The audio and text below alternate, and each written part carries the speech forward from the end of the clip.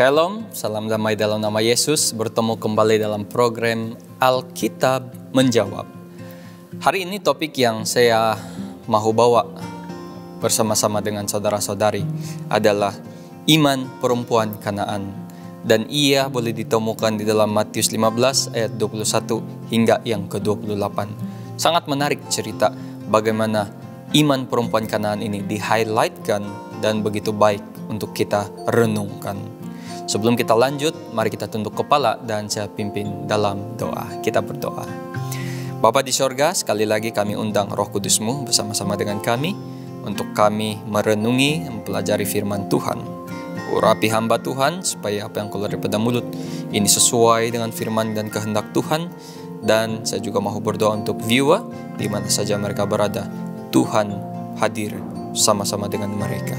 Kami berdoa di dalam nama anak-Mu Tuhan Yesus. Amin. Iman perempuan Kanaan terdapat di Matius 15 ayat 20 hingga 28. Nah, mungkin saya ada beberapa persoalan sebelum dilanjutkan. Apakah negara kita mempunyai musuh? Saya harap tidak ada. Apakah ada negara lain yang sedang bermusuhan dengan negara kita? Juga saya harap tidak ada. Nah, bagaimana dengan Anda, saudara-saudari? Apakah Anda mempunyai musuh? Apakah ada seseorang di sekolah atau dimanapun ya, yang Anda benar-benar tidak disukai? Ataupun dengan siapa Anda sering bermusuhan?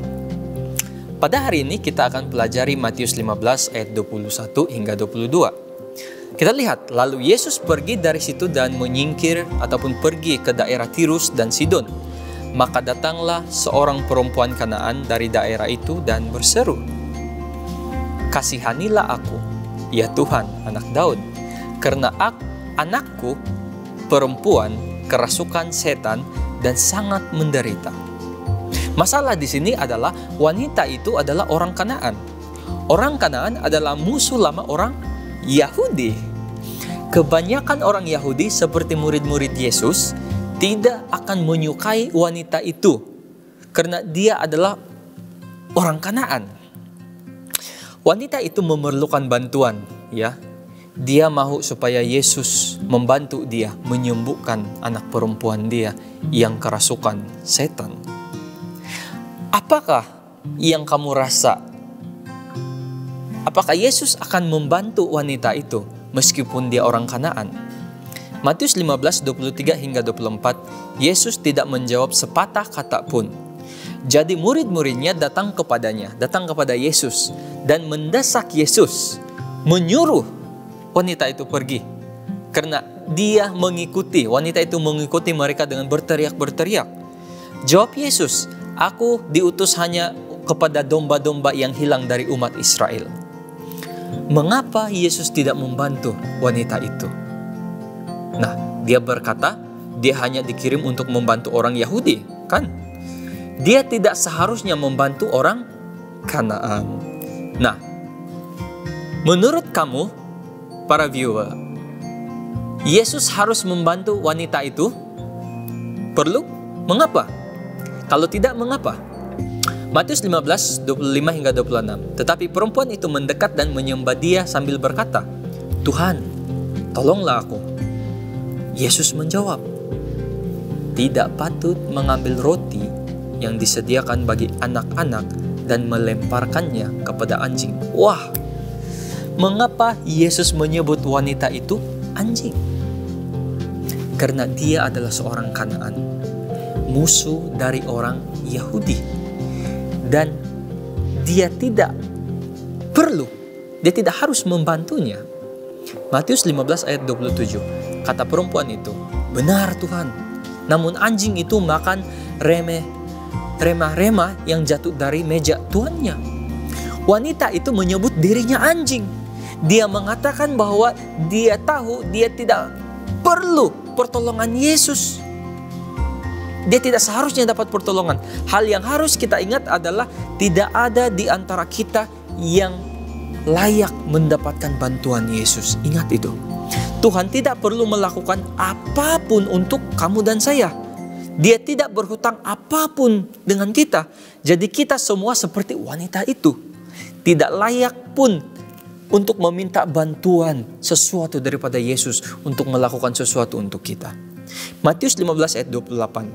Maka Yesus menjawab dan berkata kepadanya, "Hai ibu, besar imanmu, maka jadilah kepadamu seperti yang kau kehendaki." Dan seketika itu juga anaknya sembuh. Yesus akhirnya menolong wanita itu karena dia memiliki iman yang besar. Dia percaya kepadanya. Itu menunjukkan kepada kita bahwa siapapun yang beriman kepada Yesus, bahkan orang-orang yang beriman yang seharusnya musuh kita, seperti wanita Kanaan yang seharusnya menjadi musuh Yesus, karena Yesus adalah Yahudi, siapapun harus dan dapat percaya kepada Yesus. Dimanapun mereka berada, dari mana atau seperti apa orang itu di negara mereka, di mana saja, kita juga perlu dan boleh percaya kepada Yesus. Jadi mari kita ingat 3 hal hari ini. Tidak satu pun dari antara kita yang layak sebenarnya meminta Tuhan melakukan apapun untuk kita. Yang kedua, siapapun dapat percaya kepada Yesus, tidak peduli siapa mereka, siapa kamu. Yang ketiga, Yesus ingin kita memiliki iman yang besar, seperti yang dibuat oleh wanita Kanaan itu. Jika kita semua memiliki iman yang besar seperti wanita Kanaan itu, maka Tuhan akan bersukacita. Kenapa? Karena kita percaya kepada Dia. Saudara-saudari, kita harus mengucap syukur kepada Tuhan setiap masa. Karena Dia bersedia, rela melakukan banyak hal-hal untuk kita. Kita tidak layak, tetapi yang melayakkan kita adalah kasih karunia Tuhan. Dan Dia mahu kita percaya kepada Dia. Dan apabila kita percaya kepada Dia dengan iman, Yesus sangat gembira untuk menjawab, untuk membantu, untuk bersama-sama dengan kita setiap masa. Itu janji Yesus kepada saudara-saudari dan juga saya. Mari memiliki iman yang besar seperti perempuan Kanaan itu. Mengakui kelemahan, mengakui kesilapan, mengakui segala pelanggaran kita. Itulah yang Yesus suka. Mengakui segala-galanya kepada Dia. Dan kita menjadikan Dia sebagai satu-satunya sumber kehidupan yang teragung dalam hidup kita. Mari kita berdoa. Terima kasih Tuhan, karena Engkau adalah Tuhan yang sudah bersedia menerima kami. Walaupun kami tidak layak, tetapi kasih karunia-Mu melayakkan kami. Ajar kami untuk senantiasa mengakui kelemahan, mengakui pelanggaran kami, supaya kami dapat terus beriman kepada Tuhan. Kami percaya hanya Tuhan yang mampu memurnikan kami. Karena itu kami datang kepada Tuhan. Terima kasih karena Engkau bersama-sama juga dengan para penonton. Engkau juga terus bersama-sama melindungi, menguatkan, mendidik, mengajar, dan Engkau tidak pernah meninggalkan mereka. Terima kasih atas kebaikan-Mu Tuhan. Kami mohon dan berdoa hanya dalam nama Yesus. Amin. Seperti biasa saudara-saudari, kalau kamu mempunyai sebarang persoalan, kamu boleh email kami di hopetv.asia, ataupun kamu langsung boleh menghantar soalan kamu di Facebook kami, Hope Channel Southeast Asia ataupun Hope Channel Asia Tenggara. Tuhan memberkati. Jumpa lagi.